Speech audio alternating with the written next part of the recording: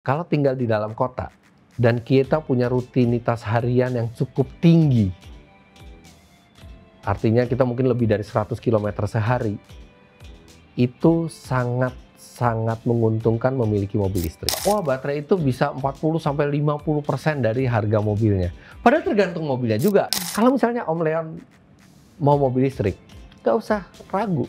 Pakai aja yang compact, yang harganya mungkin cuma di 200-300an juta, dan garansi baterainya seumur hidup. Apa yang garansi baterai seumur hidup?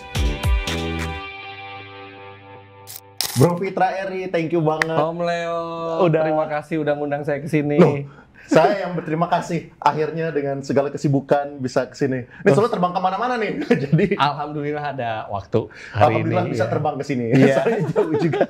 Anyway, ini Om Fitra yang saya paling ini tuh ngiler tuh kalau misalnya ngelihat kontennya Om Fitra di IG. Waduh, ganti mobil lagi.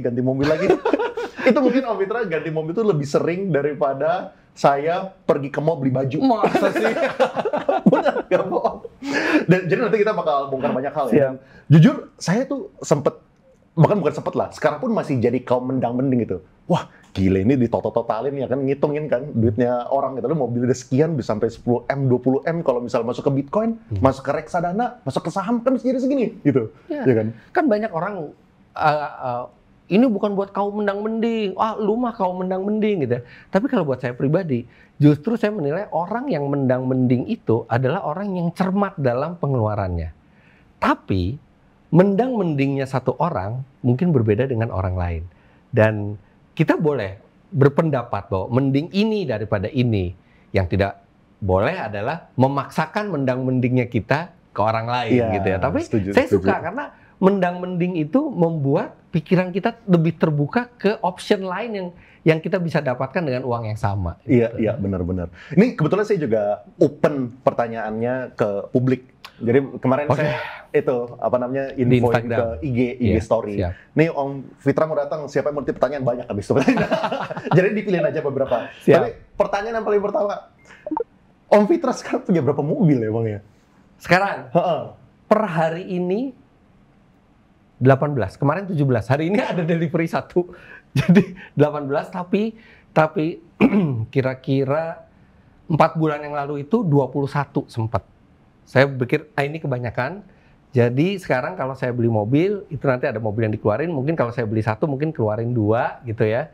Jadi sekarang udah bisa tereduksi tuh, dari 21 dalam 4 bulan udah kita sekarang 18. Jadi 21 kemarin kebanyakan, 18 ini pas-pasan gitu. 18. Sebenarnya saya nggak pernah menentukan jumlah yang pas untuk terlalu sedikit atau terlalu banyak, tapi begitu saya lihat ada mobil yang ini sebenarnya nggak ada gunanya lagi mobil untuk dia miliki, ya udah lepas aja. Kayaknya abis ini kita perlu ngobrol, kita bisa buka ini nih buat sewa menyewa mobil di bisnisin, yang nganggur di bisnisin. Teman saya tuh Ridwan Hanif, dia beli mobil karena dia suka mobil, tapi dia rentalin juga. Tapi kalau saya nggak tega ngerentalin mobil karena rata-rata mobil yang saya beli itu memang mobil yang saya inginkan, mobil yang saya suka. Kayaknya kok dipakai orang lain, habis dipakai orang lain tuh gimana gitu, dan orang lain mungkin nggak sesayang kita ke mobil itu gitu. Pasti beda. Tapi kenapa beli mobil sebanyak itu? Soalnya kan kalau misalnya untuk nge-review sebuah mobil kan pasti udah dipinjemin sama brand-brand. Iya, kalau kita nge-review mobil itu kan memang kerjaan. Sampai sekarang pun saya nge-review juga pasti pinjem. Saya beli itu bukan untuk di review seperti review normal gitu ya. Kalau review normal kita pasti pinjam mobil dari APM. Saya beli karena memang saya suka atau saya membutuhkan mobil itu atau saya menginginkan mobil itu. Kalau misalnya brand itu mereka minjemin mobil gitu ya. Misalnya Om Fitra review dong mobil ini gitu.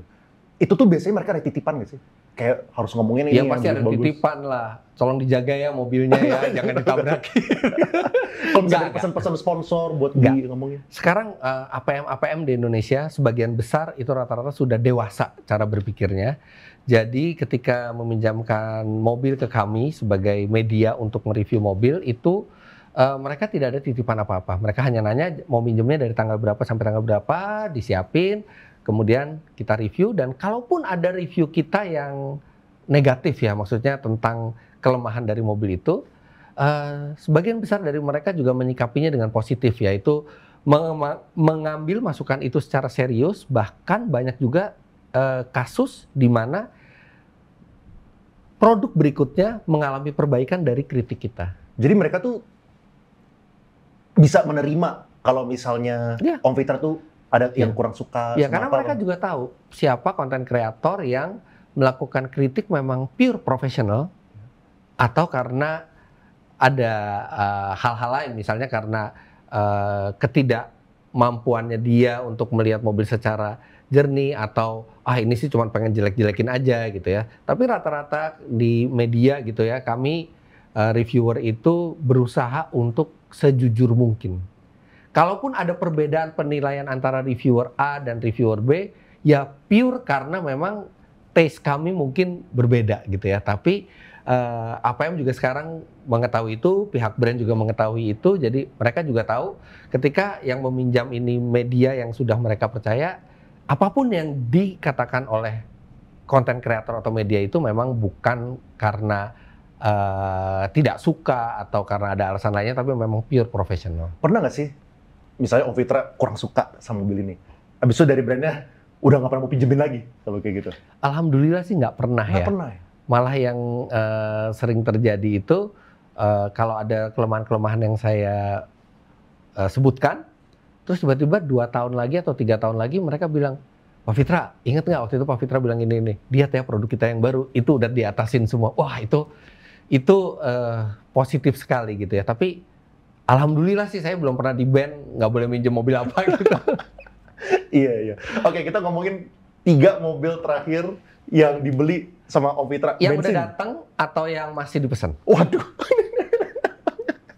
Yang masih dipesan nggak apa-apa, termasuk juga. Yang masih dipesan ada 3 yang memang saya lagi tunggu. Itu ada Hyundai Ioniq 5N.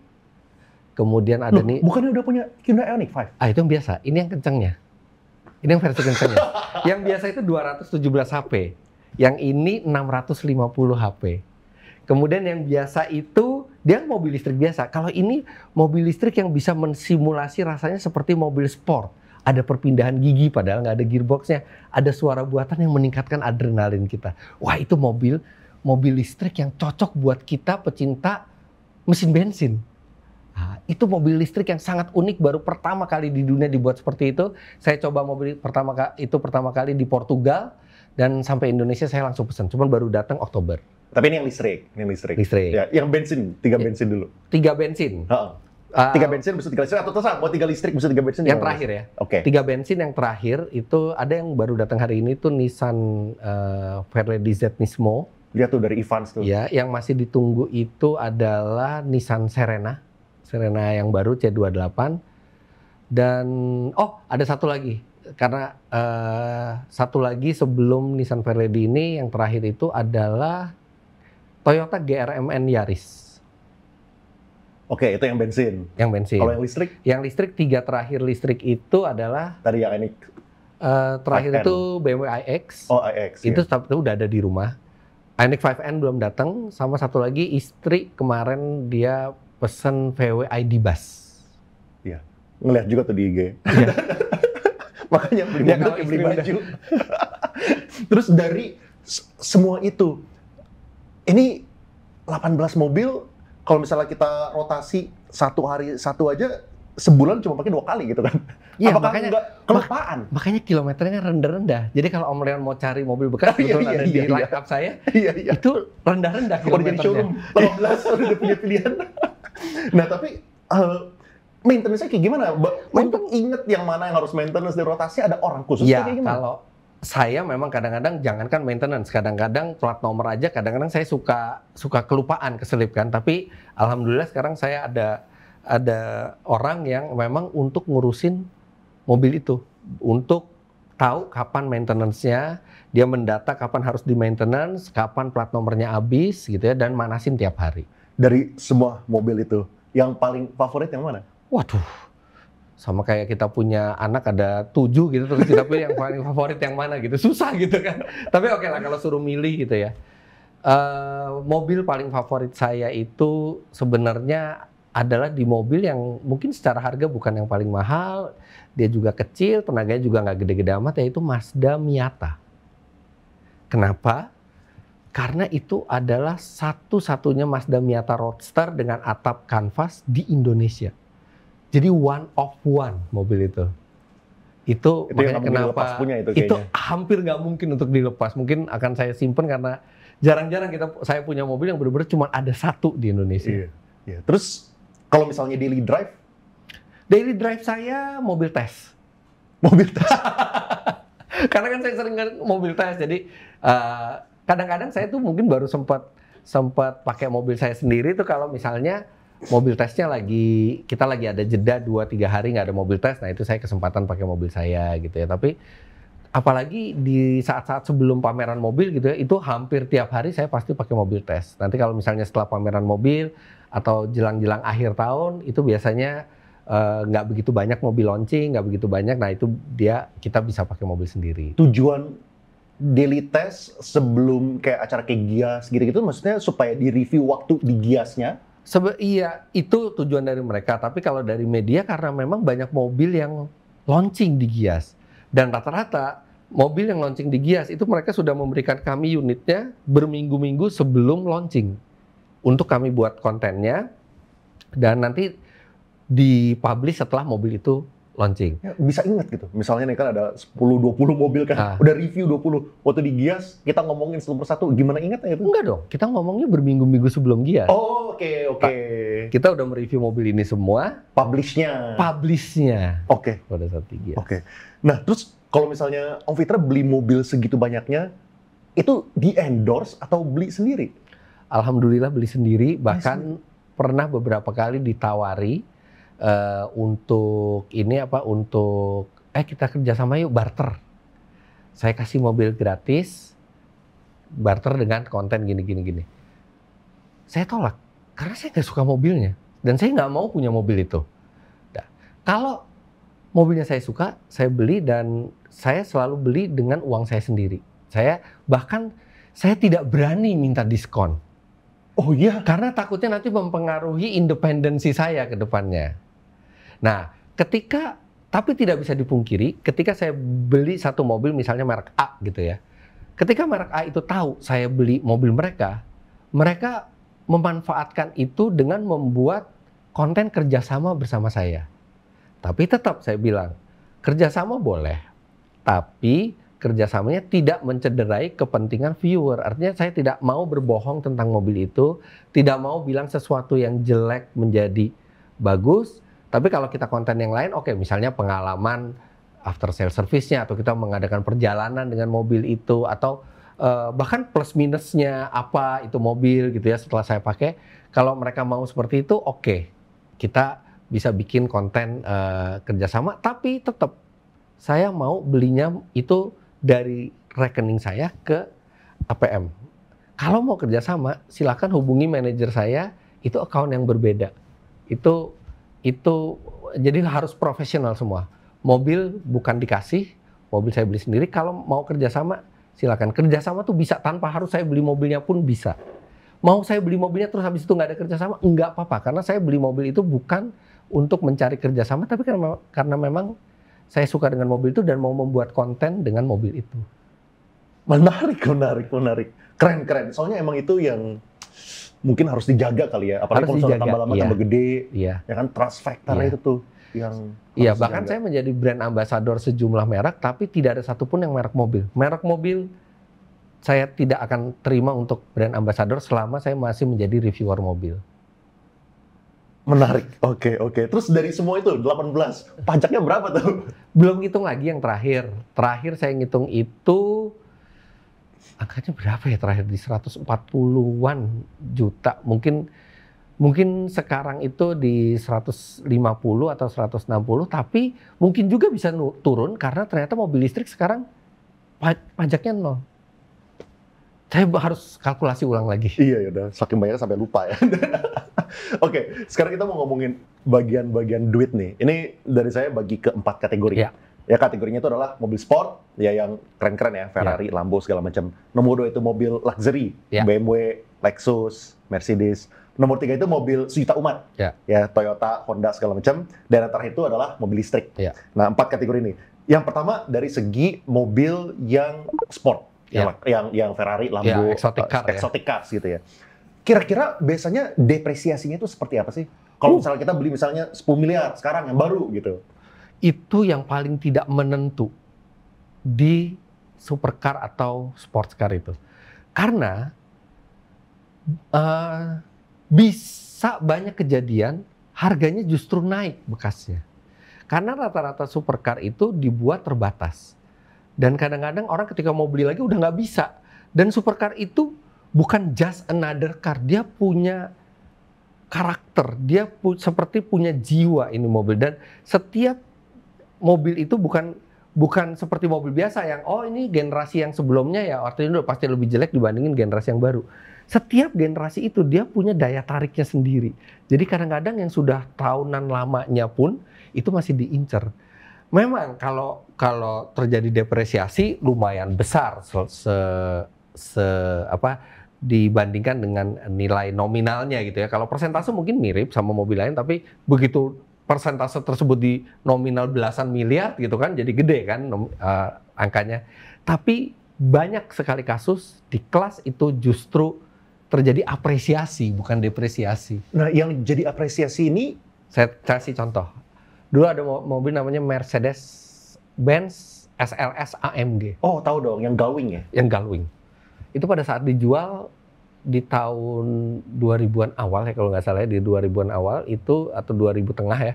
Itu harganya sekitar 3,5 sampai 4 miliar. Dia naik gitu ya dari awal tuh 3, sampai 4 miliar. Sekarang itu harganya bisa di atas 7 miliar. Artinya kan 2 kali lipat. Terus saya pernah punya satu mobil yang lumayan sport dan rare juga, yaitu Toyota GR Yaris. Saya beli di tahun 2021 harganya 850 juta rupiah. Saya jual awal tahun ini itu di angka 1 miliar 50 juta rupiah. Karena mobilnya terbatas dan orang tidak bisa beli lagi barunya. Dan itu banyak terjadi di sektor-sektor supercar dan hypercar. Makanya banyak orang beli supercar tidak dipakai. Disimpan karena dia memprediksi ini akan naik nilainya. Nah, tapi apakah kita bisa prediksi? Misalnya sebelum kita beli. Bisa prediksi, tapi namanya prediksi. Bisa benar, bisa salah. Apakah maksudnya ada rule of thumb ya? Misalnya rule of thumb itu, ini nggak boleh, harus yang limited edition. Misalnya kayak McLaren Senna atau Enzo Ferrari gitu. Harus yang cari gitu-gitu baru bakal naik. Semakin nantinya banyak yang minat dan semakin sedikit unitnya, sudah pasti harganya akan semakin naik. Iya. Tapi sebenarnya kalau bisa dihitung-hitung kan soalnya kan yang namanya mobil bukan cuma dari harganya doang kan, tapi kan ada pajaknya juga, ada maintenance-nya juga. Mungkin kalau bisa dihitung-hitung sebenarnya kita rata lah flat mungkin ya, cuman minimal nggak depresiasi gitu kali. Nah, jadi di pembeli mobil juga ada macam-macam, ada yang kategori pedagang. Pedagang itu dia ingin mendapatkan keuntungan. Artinya mungkin dia beli mobil karena dia tahu bisa jual lebih banyak lagi gitu ya, semakin cepat dia bisa jual dan semakin tinggi harganya dia semakin untung. Ada juga tipe yang memang dia kolektor.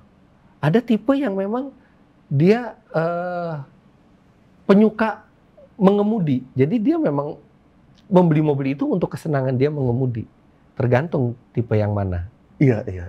Kalau misalnya kita ngomongin mobil yang mewah ya, BMW, Lexus gitu ya, Mercedes, itu kayak gimana? Biasa depresiasi? Kalau kita beli yang common model itu artinya yang model backbone-nya mereka gitu ya, itu juga depresiasinya cukup besar secara nominal. Karena ada kekhawatiran orang, mobil premium itu nanti kalau sudah berapa tahun, kalau kita ada perbaikan, spare part-nya mahal. 5 tahunnya habis. Jadi untuk membuat orang itu berani membeli mobil mewah bekas, harganya harus turun. Kalau nggak ada yang mau beli. Tapi sama seperti di supercar, ketika kita membeli tipe-tipe tertentu yang digandrungi orang dan sudah nggak keluar lagi, itu bisa harganya sangat bertahan atau malah mungkin naik. Kalau misalnya Om Fitra udah tahu itu mungkin belinya itu kali, nyari yang mana yang itu. Kalau saya, alhamdulillah, saya nggak perlu mikirin depresiasi. Kenapa? Oke. Karena setiap mobil yang saya beli, mereka bisa bekerja untuk saya menjadi bahan konten. Oke. Menjadi bahan konten. Atau misalnya kaca film mau mengendorse saya gitu ya. Dan misalnya mobilnya itu aja, misalnya mobil saya cuma 1 atau 2, oh yaudah nanti yang lama dikretekin, dipasang lagi, kan nggak mungkin.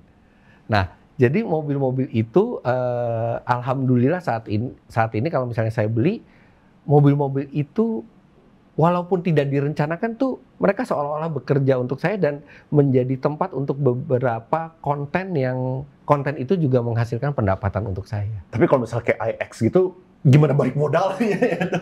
Sekarang gini, iX misalnya harganya sekarang 2,6 ya. Setelah kita pakai 3 tahun mungkin dia jadi 1,5 misalnya. Kan gede tuh. Misalnya ya, ini misalnya, tapi kan belum tentu juga. Terjadi depresiasi 1 miliar rupiah gitu. Kalau selama hidupnya mobil itu menghasilkan endorsan lebih dari 1 miliar rupiah, artinya gratis. Seperti gratis kita pakai mobil itu. Iya. Seperti ya, iya, tapi itu bukan motivasi saya membeli mobil. Saya selalu membeli mobil karena memang saya suka. Tapi karena pekerjaan saya sebagai konten kreator, alhamdulillah setiap kali saya beli mobil itu kan pasti konten terus rame ditonton gitu kan, dan perhatian orang ke mobil itu lebih gitu ya. Itu somehow mobil itu jadi menghasilkan gitu.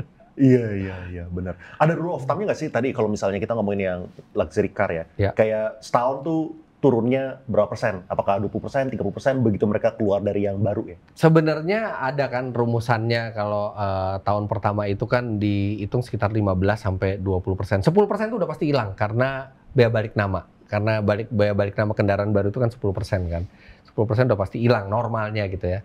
Terus habis itu rata-rata kalau mobil udah 3 tahun itu dinilainya sekitar 25-30% hilangnya, tapi tetap aja setiap mobil itu unik. Bukan setiap brand, setiap mobil itu unik untuk depresiasinya. Brand yang sama, ada mobil yang depresiasinya dalam, ada yang depresiasinya kecil, ada yang apresiasi.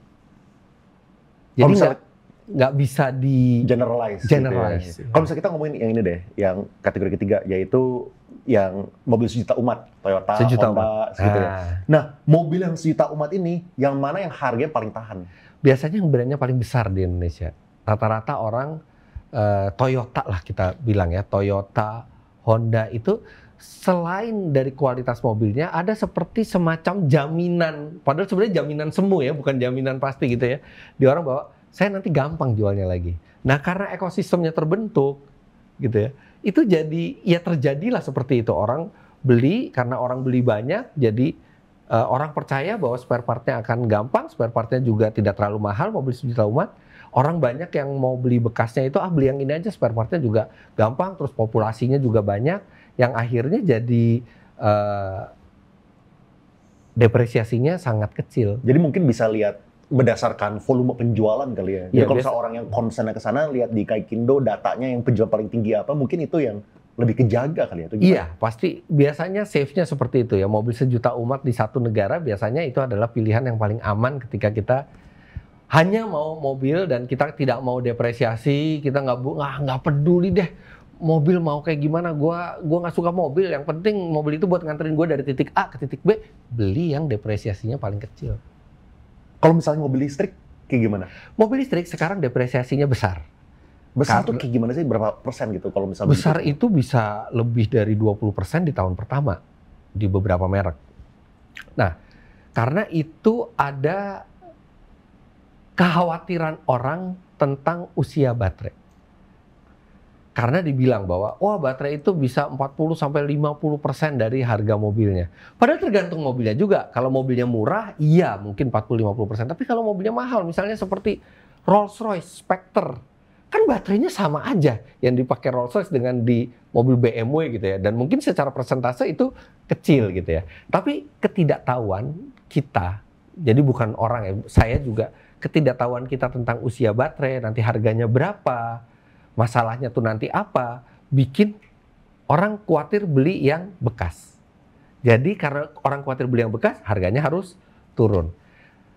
Tapi itu tidak akan abadi, karena suatu saat kita akan tahu persis berapa lama baterai itu bisa bertahan. Merek apa yang baterainya awet, merek apa yang baterainya tidak awet, biaya perbaikan merek A itu berapa, biaya perbaikan di merek B itu berapa, nanti akan hukum alam sendiri.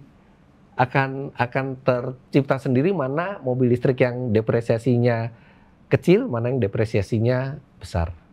Iya, Tapi iya. kalau sekarang masih besar semuanya. Masih besar ya? Hampir semuanya. Iya, iya. Ya, mungkin ini nih, balik ke tadi pertanyaan yang paling pertama. Dari tadi kita ngomongin depresiasi kan, mau dari mobil yang luxury, yang sport atau yang manapun gitulah. Ada nggak sih kepikiran, wah ini kalau misalnya saya masukin duitnya ini ke kripto, ke saham, sekarang udah jadi 2 kali lipat nih, ya kan, ke reksadana, itu udah meningkat nih. Ada nggak sih pemikiran seperti itu? Saya gini, saya tidak against investasi. Tapi saya tidak akan pernah menginvestasikan uang saya ke sesuatu yang saya tidak mengerti sampai detail. Ketika saya menyerahkan uang saya, yang maksudnya menurut orang, ini aman-aman di sini gitu ya. Tetap saja saya menyerahkan uang itu untuk orang lain dan saya tidak tahu ini kerjanya gimana, saya nanti dapatnya berapa, itu saya nggak tahu. Itu saya tidak suka meletakkan uang ketika saya tidak tahu cara kerja. Bahkan kalau ada perusahaan meminta saya untuk investasi pun, saya harus tahu sampai detail bisnis plan-nya itu seperti apa. Nah, makanya saya berpikirnya gini, saya pernah beli mobil yang dalam masa kepemilikannya itu, mobil tersebut nggak tahu kenapa banyak banget yang pengen mengendorse saya dengan mobil itu. Jadi, tapi pakai mobil itu ya, kita mau endorse tapi pakai mobil itu ya. Yang akhirnya begitu dihitung-hitung, saya beli mobil let's say harga 100, tiba-tiba mobil itu menghasilkan uang 200. Dan saya bilang, oh kalau saya waktu itu nggak beli mobil itu 100, saya taruh di investasi yang lain, mungkin nggak segitu hasilnya. Saya pikir gitu. Saat ini karena saya konten kreator otomotif, jadi mobil adalah salah satu investasi yang cukup baik untuk saya gitu. Jadi dan saya juga punya pikiran gini, mungkin ini pikiran yang salah ya. Jadi kalau saya berinvestasi ke sesuatu tempat, uang itu kan akan dipakai lagi untuk sesuatu oleh institusi atau orang lain. Jadi orang lain itu memakai uang saya untuk mencapai mimpinya dia. Habis itu saya dibagi sedikit sama dia. Menarik. Kenapa nggak saya pakai uang saya untuk mencapai mimpi saya sendiri? Menarik. Tapi kalau, ngerti kalau misalnya mobil, kebetulan Om Fitra punya edge sendiri lah ya. Makanya saya nggak beli baju mahal, saya nggak beli celana mahal, saya nggak beli jam mahal. Saya tidak membeli semua barang konsumtif yang menurut saya nggak ada gunanya, karena saya bukan orang yang suka untuk flashy gitu ya.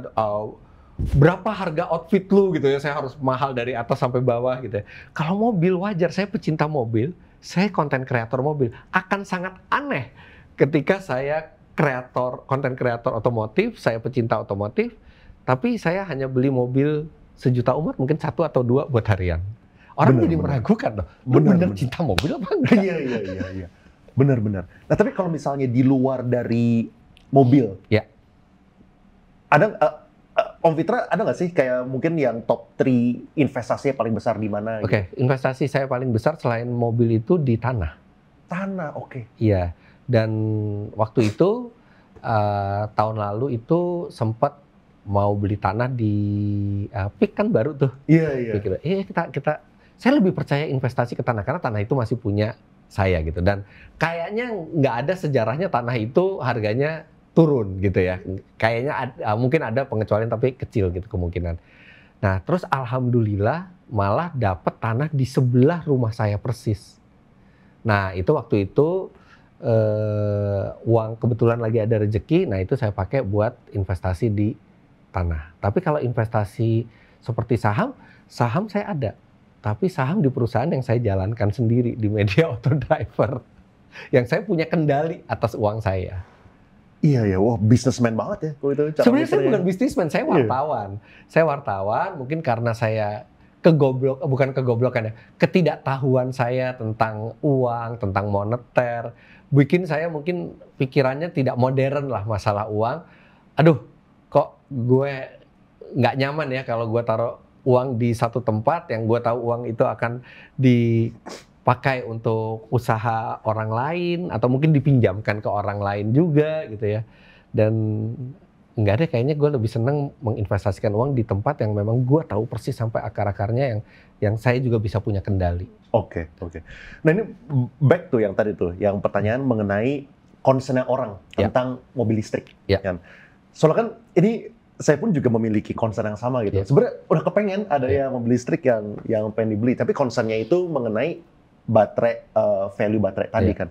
Soalnya kayak tadi kan, misalnya harganya 700 juta, harga baterai misalnya 200 juta. Mungkin kan kesannya ya sepertiga atau nggak nyampe sepertiga gitu kan. Nah tapi kan yang menjadi masalah itu adalah what happen kalau misalnya nanti 5 tahun lagi, 6 tahun lagi, mobilnya tuh dari 700 juta udah turun jadi 200 juta. Nah sehingga sekarang harganya tuh udah bukan 20%, 30% dari harga mobil lagi, tapi 100% dari 100% mobilnya. Nah, itu kan masih asumsi. Asumsi. Nah, punya pendapat nggak sih? Apakah itu baterai ini bisa tahan berapa lama sih? Apakah ini sekarang waktunya buat mobil listrik? Baterai ini sama seperti saya bilang kita nggak tahu pasti karena kita belum mengalami sendiri. Ada sejumlah teori. Kalau kita lihat dari warranty itu 8 tahun. Artinya pabrikan mobilnya yakin sekali dalam 8 tahun itu tidak rusak. Karena kalau yakin rusak, mereka rugi memberi warranty 8 tahun. Sama aja kayak mereka ngasih baterai gratis deh ke kita. Nah, kemudian kalau dilihat dari beberapa jurnal yang mengetes, baterai itu dibilang usianya sekitar 2000 cycle. 2000 cycle itu apa sih? Itu satu kali penuh dan kosong. Anggap satu kali penuh dan kosong itu bisa menjalankan mobil 300 kilo lah. Artinya 200 cycle kan 600.000 kilometer. 2000 cycle. 2000 cycle kan artinya 600.000 kilometer. Nah, itu teorinya. Tapi aktualnya berapa? Kita belum tahu. Dan kalau misalnya baterai itu somehow eventually dia akan rusak, karena pasti rusak, gitu ya. Berapa harga baterai yang sekarang ini mungkin dinilai modern, tapi mungkin di saat kita perlu ganti baterai itu udah barang yang usang, udah barang teknologi lama.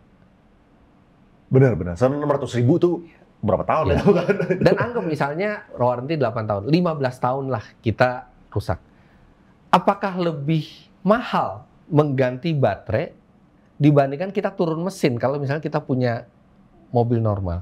Karena mobil pun mesin ada umurnya.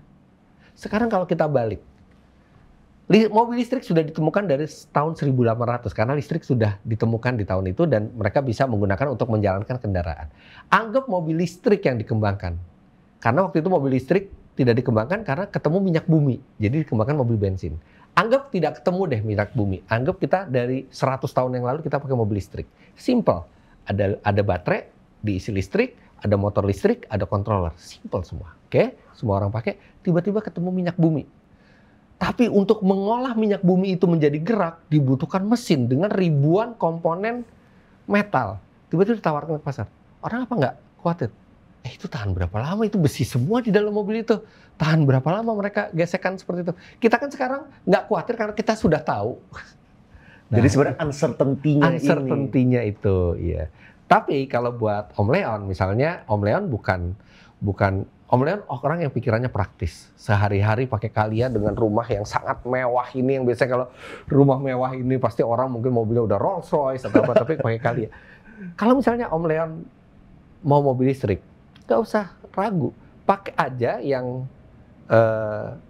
compact, yang harganya mungkin cuma di 200-300an juta, dan garansi baterainya seumur hidup. Apa yang garansi baterai seumur hidup?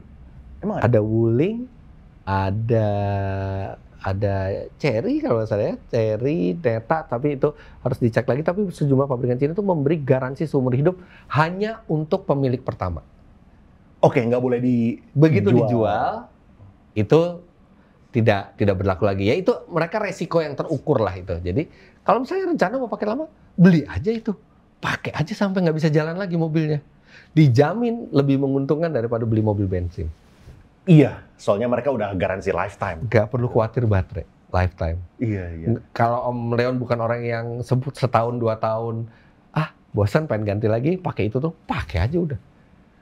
Oke. Gak usah ragu. Iya. Nah dari sekian banyak mobil listrik, kan banyak banget nih, ya kan 2 tahun 3 tahun ini, kita bersyukur lah sebagai konsumen kita jadi pilihannya banyak gitu kan.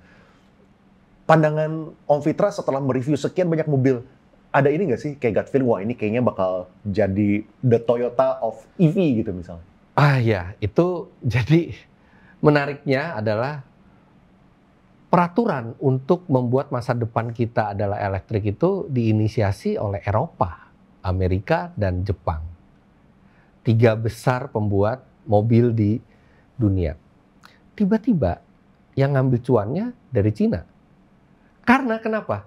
Cina tidak punya teknologi mesin bensin atau diesel yang sehebat Eropa, Jepang, atau Amerika. Mereka tertinggal. Mereka jauh lebih terlambat memulainya dibandingkan Eropa.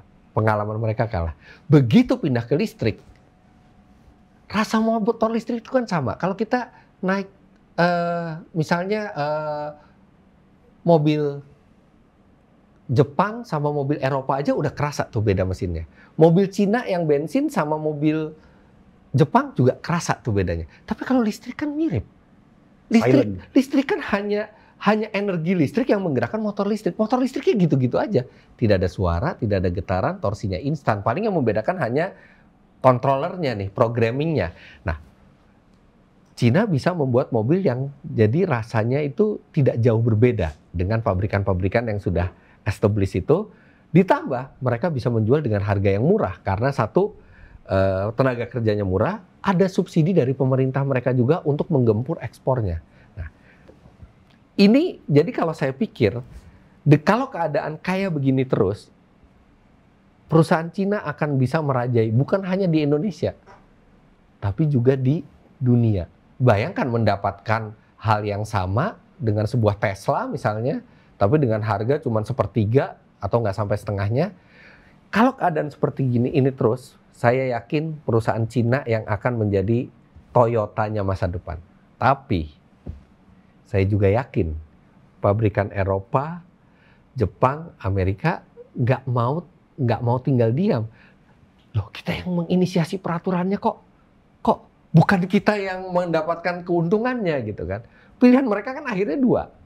Kalau goblok-goblokannya saya. Oke, kita bertahan peraturan seperti ini, bumi jadi lebih bersih karena listrik, tapi ya kita jadi miskin. Atau ya oke lah, kita nggak apa-apa lah mobil bensin terus aja diproduksi, bumi mungkin kotor-kotor dikit nggak apa-apa, tapi kita ekonomi selamat. Nggak mungkin mereka akan mengorbankan ekonomi mereka ketika mereka tahu mereka tidak bisa bersaing di satu tempat yang padahal mereka yang menginisiasi itu. Nggak punya opsi ketiga ya? Opsi ketiga itu misalnya mereka berusaha untuk jadi pemenang juga gitu. Mereka sudah berusaha sekarang, tapi mereka bisa memprediksi. Karena mereka bisa membuat, mereka tidak kalah teknologi. Mereka kalah di harga. Bagaimana bisa mereka membuat teknologi yang sama dengan harga? Subsidi pemerintah mungkin akan sulit diminta seperti kalau dari China. Tenaga kerja mereka akan sulit mendapatkan tenaga kerja yang harganya itu. Jadi mereka sudah bisa memprediksi, bahkan sejumlah pabrikan besar sudah menyatakan di masa depan mereka tidak hanya membuat mobil listrik, tapi yang lain juga tetap diproduksi. Oh, tetap dijalanin jadi yang bensinnya. Oh. Sekarang komitmen tahun 2030 all electric sudah dimundurkan oleh mereka jadi 2035. Kita nggak tahu nantinya gimana. Iya. Tapi kalau keadaan seperti sekarang, saya yakin yang akan jadi Toyotanya masa depan itu ya pabrikan Cina.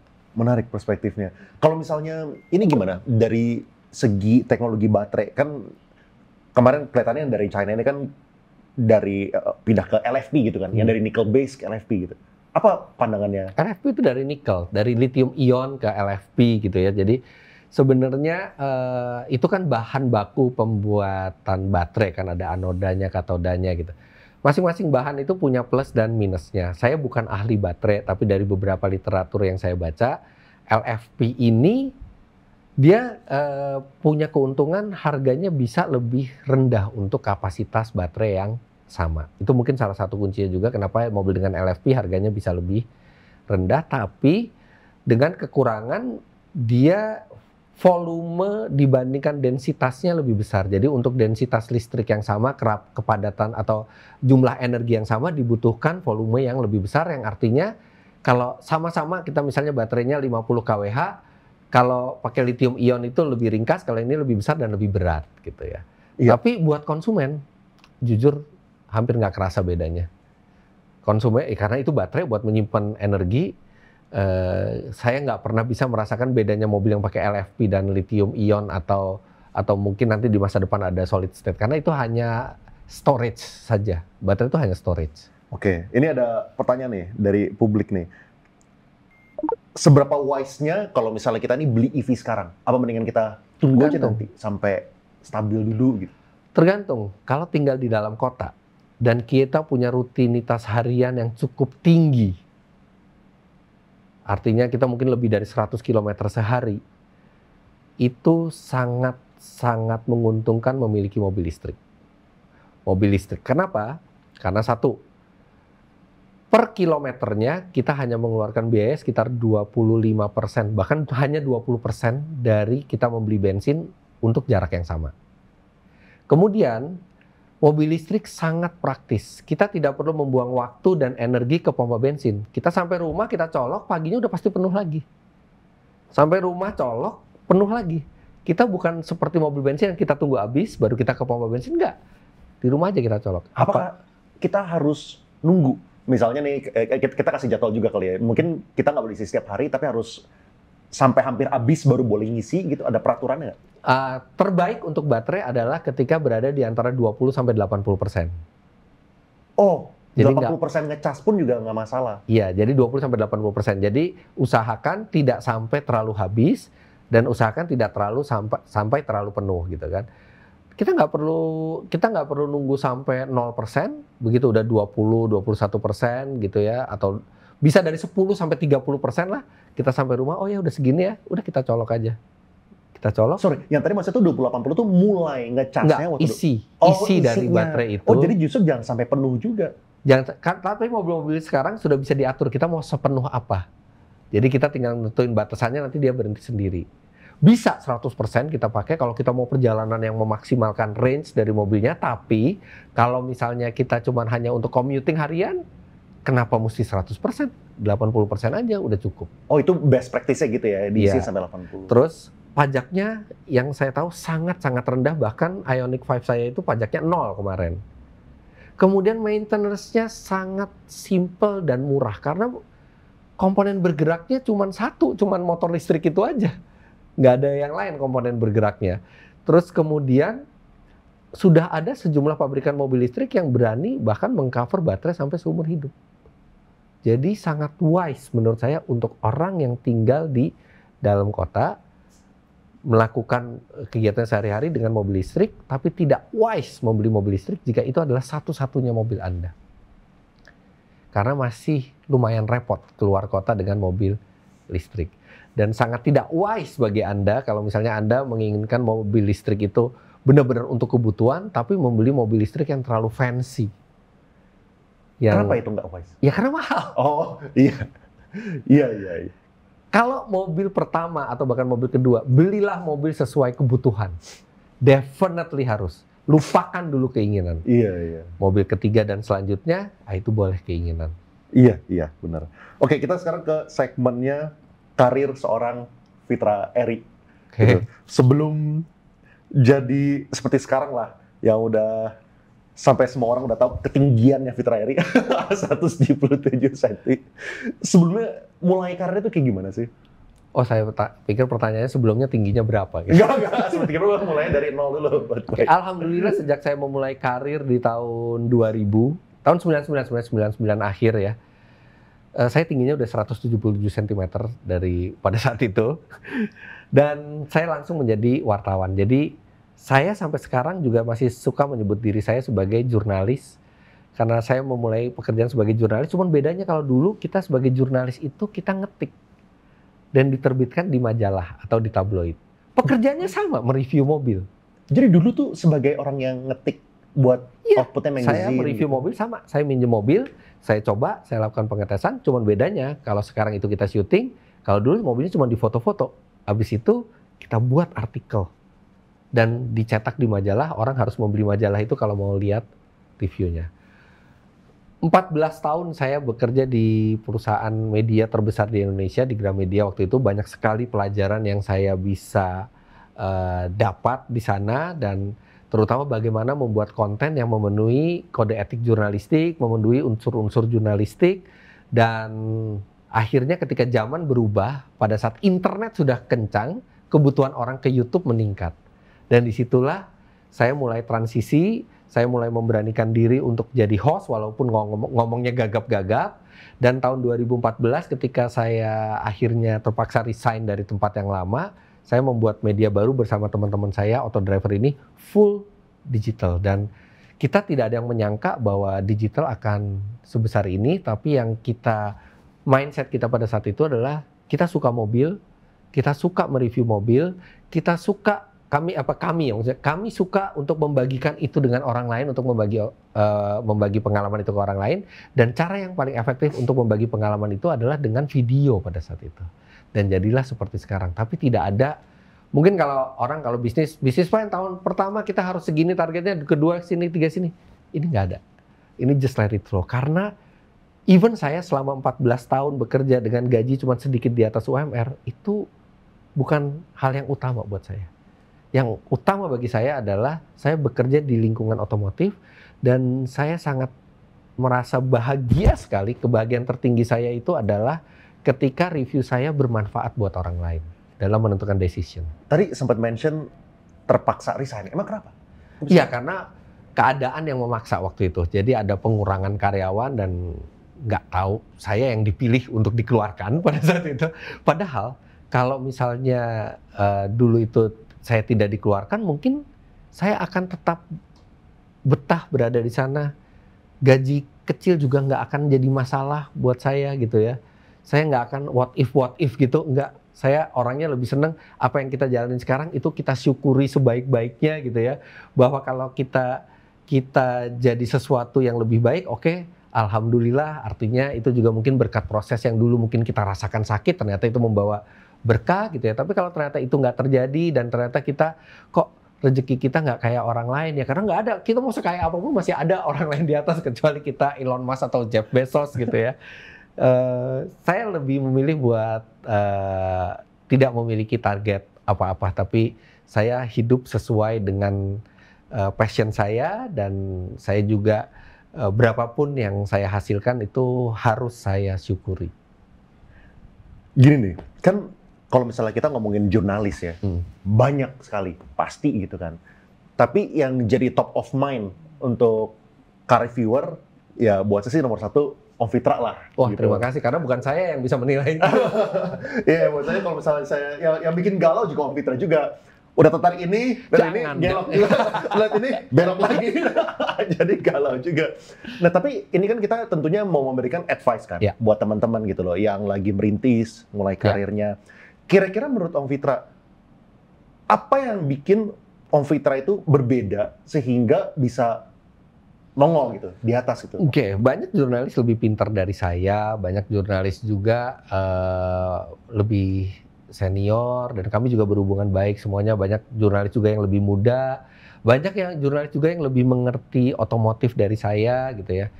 Kalau mungkin saya pikir apa yang membuat saya seperti sekarang, mungkin konsistensi ya. Karena saya konsisten berada di jalur yang sama sampai 25 tahun artinya tahun ini gitu ya. Dan konsisten di jalur yang sama, tapi selalu keep updating dengan hal-hal yang baru. Keep updating itu dengan teknologi baru otomotif atau teknologi baru jurnalistik. Kalau dulu mobil teknologinya lama dan kita ngetik di komputer, kalau sekarang mungkin mobilnya udah baru, kita harus pelajari itu juga dan kita menyampaikannya di video, di kamera seperti ini. Ada nggak sih sebuah lompatan gitu? Jadi kalau misalnya, soalnya kan kalau misalnya kita udah melewati sebuah proses, kita ngeliat ke belakang mungkin kan lebih gampang kita nge-spotting gitu kan. Ada nggak sih beberapa, misalnya 1 atau 2 instance di mana menurut Om Fitra, tanpa itu Om Fitra nggak akan... Ya itu yang saya dipecat. Karena dengan saya dikeluarkan, tiba-tiba saya punya ketidaknyamanan, keluar dari zona nyaman. Terus ketika saya bersama teman-teman untuk membuat media baru, saya bekerja bersungguh-sungguh bagaimana membuat media baru ini bisa membuat saya bertahan hidup. Saya nggak mimpi mau ngalahin kantor lama saya atau mimpi ngalahin media yang lain. Pokoknya gimana saya bisa bertahan hidup nih. Itu aja. Nah, the power of kepepet ya. Ya, dan kebetulan juga di saat saya punya motivasi lebih untuk berbuat lebih, di saat itu juga internet mulai rame, YouTube mulai rame, dan belum banyak yang memulai.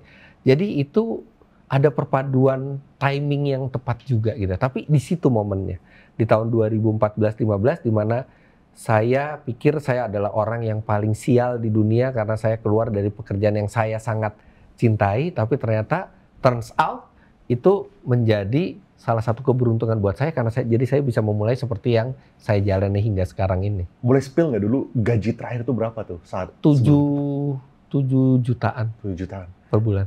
Dan saya merasa cukup. Mobil saya ada satu waktu itu juga dipinjemin orang tua, walaupun akhirnya terus saya cicil-cicil, saya bayar sendiri. Tapi saya merasa jadi orang yang paling kaya di dunia. Karena saya mau mobil apa aja, saya tinggal telepon, datang gitu ya. Saya pikir orang boleh punya duit banyak gitu kan. Lo boleh deh beli mobil tiap minggu, tiap bulan beli mobil. Gue tiap minggu ganti mobil gitu kan. Itu cara menghibur saya karena buat saya ketika kita bisa bekerja di bidang yang merupakan passion kita, itu sudah rezeki yang tidak bisa dinilai harganya. Uang itu ternilai, tapi kenikmatan itu tidak ternilai gitu kan. Dan alhamdulillah banget, walaupun saya sedih waktu itu dikeluarkan dari tempat yang saya udah nyaman, tapi ternyata itulah justru yang membuat saya jadi bisa melompat lebih jauh dan sekarang bisa mendapatkan lebih baik dengan bidang yang tetap saya cintai.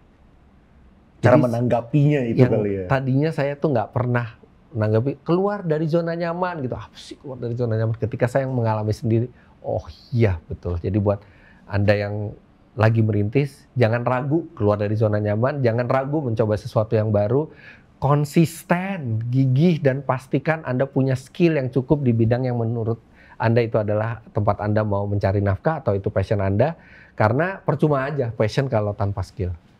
Benar. Nah ini ngomongin yang tadi ya, kan pasti juga ada banyak yang blood lah, anak-anak muda mau gitu beraspirasi, apalagi mereka juga memiliki ketertarikan di otomotif.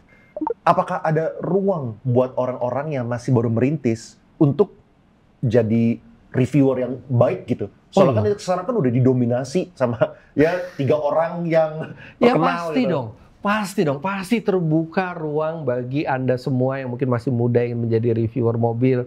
Jangan kecil hati ngelihat, wah saya udah berapa juta subscriber, mungkin Omobi berapa juta subscriber gitu ya. Selalu ada ruang. Ingat, orang yang paling sukses di dunia sekarang, kalau dilihat dari sisi uang, orang yang paling kaya di dunia sekarang bukan orang yang paling tua di dunia. Bukan orang yang memulai paling duluan. Ya kan? Jadi selalu ada. Yang penting manfaatkan setiap kesempatan yang ada, manfaatkan tiap celah, jangan menyerah, dan jangan kalah sebelum bertanding. Wah gua nggak mau masuk situ deh, soalnya itu udah terlalu susah persaingannya. Padahal dia punya passion dan skill di bidang itu.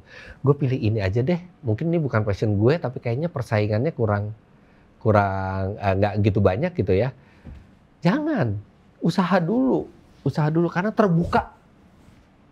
No matter mau sebesar apapun orang yang menjadi tujuan cita-cita Anda, misalnya Anda mau jadi pengusaha, waduh, cuman udah banyak kita mau jualan kopi tapi udah ada perusahaan kopi yang banyak segala macam, tetap ada peluang buat kita menjadi besar. Apalagi sekarang di era digital, kita bisa menyuarakan, kita bisa meneriakkan diri kita sendiri ke dunia. Kalau kita punya kualitas yang dibutuhkan, nggak butuh waktu lama buat kita bisa lebih hebat dari siapapun itu. Mantap. Ini gue mau mengakhiri ini dengan 2 pertanyaan publik. Sebenarnya pertanyaan publik udah banyak yang diisi tadi. Dari tadi diisi yang nyempil-nyempil sesuai dengan temanya. Tapi ini yang 2 pertanyaan random yang dipilih. Nomor 1, Lexus LFA atau Pagani Zonda R. Ini soal suara. Lebih prefer yang mana? Dua-duanya suaranya keren, tapi bedanya kalau Pagani Zonda R itu dia mengambil mesin dari, kalau nggak salah, Mercedes CLK GTR, jadi itu sebenarnya basicnya mesin balap. Jadi kalau suaranya ganas sekali Pagani Zonda itu, drop, seperti itu. Di sisi lain Lexus LFA dia mesinnya V10 dan dia dibuat seperti melodi musik yang harmonis, melengking mesinnya. Buat saya lebih prefer yang Lexus LFA karena saya pengen mobil jalanan itu kan mobil, maksudnya bukan mobil yang buat kompetisi balap gitu ya. Saya ingin yang suaranya merdu seperti itu, bukan yang terlalu mendominasi seperti Zonda R. Pertanyaan terakhir nih. Mengingat Om Fitra punya banyak Toyota di rumahnya, apakah pegang saham ASI? Astra Internasional. Iya, internasional. Kalau saya salah satu pemilik Astra Internasional atau mungkin pemilik dari Toyota, nggak mungkin dong saya ada Honda, ada Nissan, ada Mazda di rumah. Pure saya Toyota itu ada Toyota Velfire itu buat istri, Toyota GR-MN Yaris saya beli karena itu sangat langka barangnya, dan saya beli bukan dari Toyota Astra Motor tapi dari Evans Motor, Toyota GR-MN, terus Toyota apalagi ya? Toyota kayaknya cuma 2 itu, nggak begitu banyak kok. Apalagi ya? Bel, Toyota apalagi ya? Udah sampai kebingungan guys, punya 18. Udah kan cuma itu aja. GR-MN sama ini kan, Velfire kan, iya cuma 2 itu kayaknya. Mantap. Thank you banget nih. Sama-sama, thank you Om Leo. Appreciate your time. Ya, kapan-kapan kalau misalnya butuh insight mobil atau mau nyoba mobil apa, aku pengen nyoba ini dong gitu. Kalau misalnya nanti saya bisa bawain, saya bawain. Waduh, siap. Nanti kalau misalnya mau beli mobil second, udah tahu nih mau kemana. Oh, ya. 18 yang dipilih. Thank you.